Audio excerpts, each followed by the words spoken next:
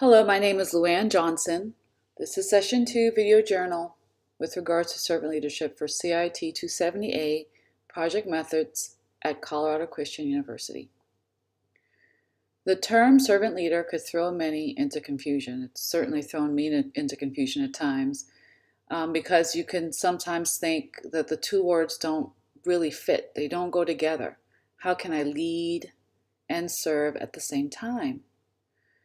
The term leadership could carry with it an authoritative meaning, which means that you're controlling a situation or controlling a team. And that has negative results if you think of it that way, because many can take advantage of their authority based on their title or status, seniority, etc. I've worked in organizations before where upper management treated the receptionist different than they treated, for instance, the attorney in the office, and so on. There was the feel of, if your title and pay is less than, then so are you. Leading by force, in my opinion, is leading out of fear, control, and faithlessness. We must humble ourselves enough to be used by God. It is the only way we can lead others well. Jesus Christ was able to lead us because he never saw himself as better than we are. He identified himself with mankind. He led by example. He humbled himself to serve others, and in doing so, he won our hearts and minds. Centuries later, we are still talking about his greatness, his goodness, his kindness, love, and compassion. We Christians seek to emulate his example. To lead is to serve. To count the others just as important as yourself. What stood out to me in this week's reading is this verse. The cross was the last place on earth anyone would look for a leader, but it became the power of God unto salvation. That just shows you how important it is to be the least, to be humble enough that people trust you enough to come to you with anything. You can gain the trust of people that you work with. People can look to you to guide them and lead them in appropriate manner and in the right direction. 1 Peter 5:2-3 states, "Be shepherds of God's flock that is under your care, watching over them, not because you must, but because you are willing, as God wants you to be. Not pursuing dishonest gain, but eager to serve, not lording over those entrusted to you, but being examples to the flock.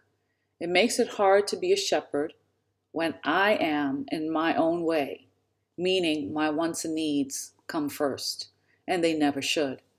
It is important that I evaluate what motivates me before I make decisions, and I've taken the time to really hone in on how am I feeling, why am I making decisions, why am I wanting to do this? Is it about me, or am I doing this to serve myself? Am I doing this to serve my family or my children? So all that is in my heart and in my thinking when I make decisions. As a parent, I realized that parenting is not about me, but about the two children that God entrusted me to raise.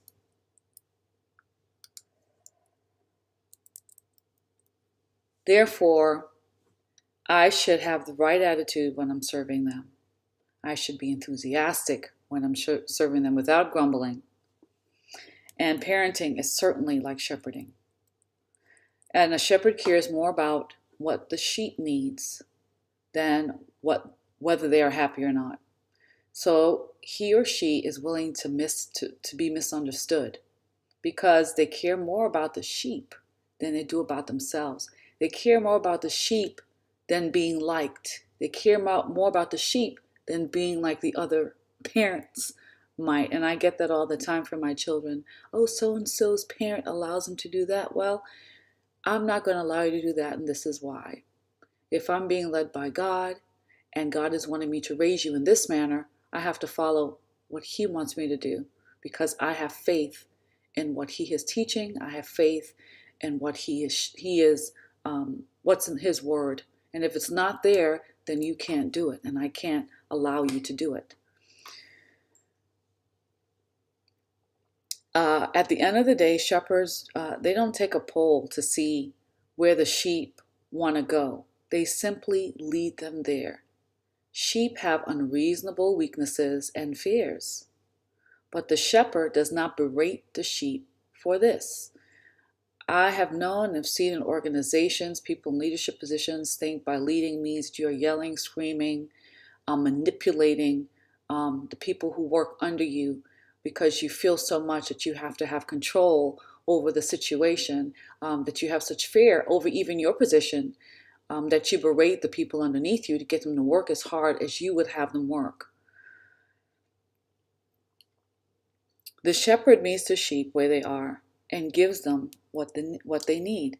That is the goal of the shepherd, is to meet the sheep where they are and give them what they need. And I think as we move forward in project management and learning those methodologies and being a leader, whether it's waterfall or whether it's agile, we must consider our team, how to lead them.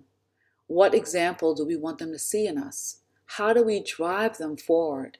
How do we support them so that we can get the best result, not just for the team, but for the organization as a whole? How do we humble ourselves enough that our team members are able to come to us for our direction and guidance? How do we humble ourselves enough that they trust us to help us make decisions, that they look to us as their leader, and they're willing to work for the team and for us together, with the same collective goal in mind, so that we can get the best result that we can get, that they learn, that they grow, that they become all that God intends all of us to be. We're not just in a position for ourselves and for our gain, but we're in a position to help others be the best they can be, and helping them accomplish their personal goals. And I think all of that is also important in being a leader and being a shepherd. Thank you so much for listening.